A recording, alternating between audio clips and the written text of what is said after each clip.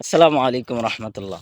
গতকাল রাত প্রায় ১১টার সময় ১০ থেকে ১১টা এর মধ্যে একজন ভাইকে দাফন করছিলাম। তো ওখান থেকে কিছু শিক্ষা নিলাম, ঠিক আছে? এবং এই শিক্ষার বিষয়ে কিছু আলোচনাও করলাম মানুষের সামনে। শিক্ষা বলতে কি, রাত ১১টা বা ১০টা, যেখানে শীতের দিন আমরা সাধারণত কোনো জামা কাপড় গায়ে দিয়ে থাকলেও আমরা টিকতে পারি না, যে প্রচুর পরিমাণ আমাদের শীত। অথচ রাত ১১টার সময় গহীন জঙ্গলে, এই রাত ১১টার সময় গহীন জঙ্গলে তাকে আমরা একা, একা রেখে আসলাম। নাই সেথায় কম্বল, নাই সেথায় বালিশ, নাই সেথায় লেপ, কিছুই নাই এই শীতের দিন। কিন্তু ওই বাঁশের মধ্যে, বাঁশঝাড়ের মধ্যে গহীন অন্ধকার, যেখানে তার সাথেও কেউ যায় নাই। আমরা সেখানে তাকে রেখে আসলাম। কিন্তু ওখান থেকে আমরা অনেক কিছুই শিখতে পারলাম, যে দুনিয়া আসলে কেউ কারো আপন না। যখন কেউ দুনিয়া ছেড়ে চলে যায়, ঠিক ওই মুহূর্তেই সে পর হয়ে যায়। মানে সাধারণত দেখেন, প্রবাসে ২-১ বছরের জন্য যদি কেউ যায়, তাহলে ফ্যামিলি কান্নাকাটি করে, অনেকেই কান্নাকাটি করে, ঠিক না? তারপরেও আমরা আশা করি যে সে ১০ বছর হোক, ২০ বছর হোক, ৫০ বছর পর হলেও সে হয়তোবা ফিরবে, এতটুকু আস্থা আমরা রাখতে পারি। আর এতটুকু আশা আমাদের মধ্যে থাকে।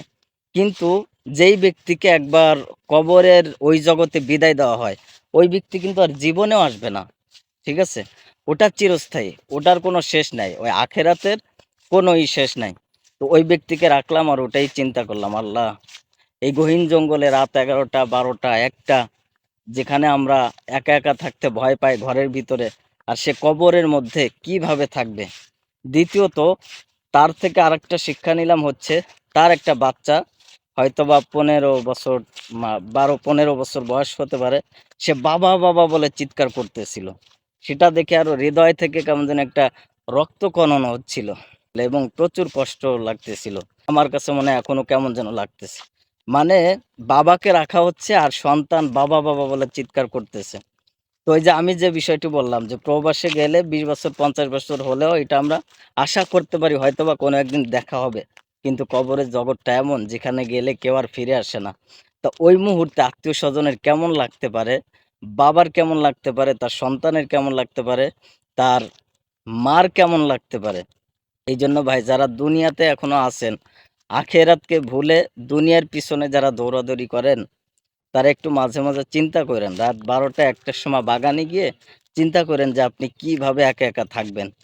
ওখানে থাকবেন আপনার বাবা, ওখানে থাকবেন আপনার মা, ওখানে থাকবেন আপনার সন্তান। কেউ থাকবে না।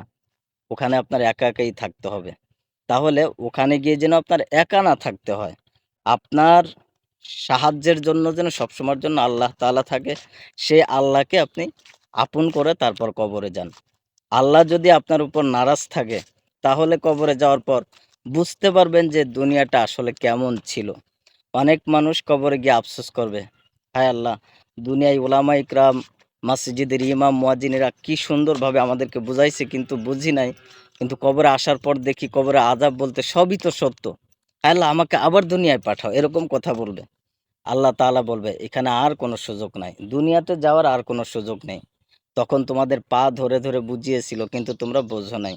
অতএব যেই ব্যক্তি একবার দুনিয়া থেকে আখেরাতের জগতে আসে, ওই ব্যক্তির আর কোনো সুযোগ থাকে না। তাহলে দুনিয়া থেকে যেহেতু আমাদের সকলের যেতেই হবে, যাওয়ার পরে যেন ওই জগতে গিয়ে আমাদের কষ্ট না করতে হয়। আল্লাহ তাআলা যেন আমাদের আপন হয়ে যায়। আল্লাহ তাআলাকে পর বানিয়ে আমরা যেন দুনিয়া থেকে বিদায় না হই। ঈমান নিয়ে আল্লাহ তাআলা সকলকেই কবরে যাওয়ার তৌফিক দান করেন।